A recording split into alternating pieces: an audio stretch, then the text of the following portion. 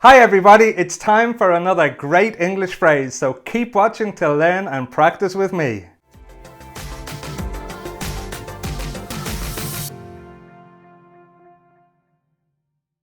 Welcome back to English for Professionals. I'm Derek and I'm here with another short lesson for you busy people out there. Before we get started with the lesson, just a quick reminder to subscribe to my channel if you haven't done so already. Hit the red button and click on the little bell. And don't forget to join my email list. Every 2 weeks I send out my vocabulary newsletter with business English vocabulary, everyday English and some words for the news. The link to sign up is in the description below, so go ahead and check it out. And now we can start with the lesson. Are you ready? Here we go. So what does the phrase to go downhill mean? Well, let's have a look at it in context. Jack and Martin are old friends who haven't seen each other for a while. They meet unexpectedly and this is part of their conversation.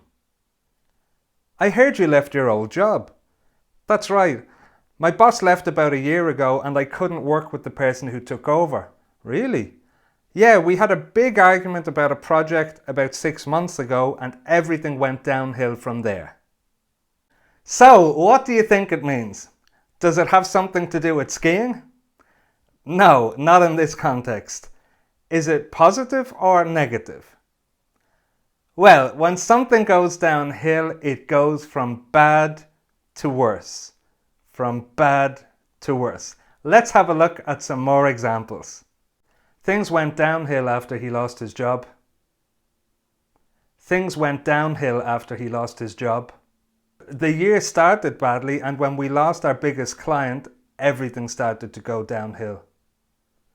The year started badly and when we lost our biggest client, everything started to go downhill. Now let's go back to the dialogue we started with and we'll read it together. I'll read Jack's part and you read Martin's part. Are you ready? Let's try it. I heard you left your old job.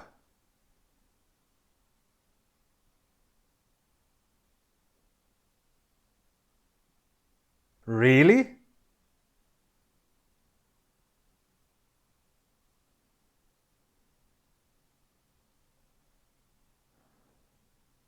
And now we'll do it one more time, but this time I've left the phrase out. Can you remember it? I heard you left your old job.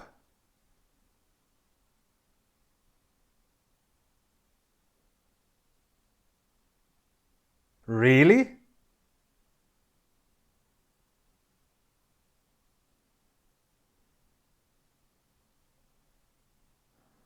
That brings us to the end of another short lesson. I hope you liked it and I hope you get the chance to try out that phrase soon. If you did like the lesson, please hit the like button and share with your colleagues and friends. Subscribe to my channel and don't forget to join my email list.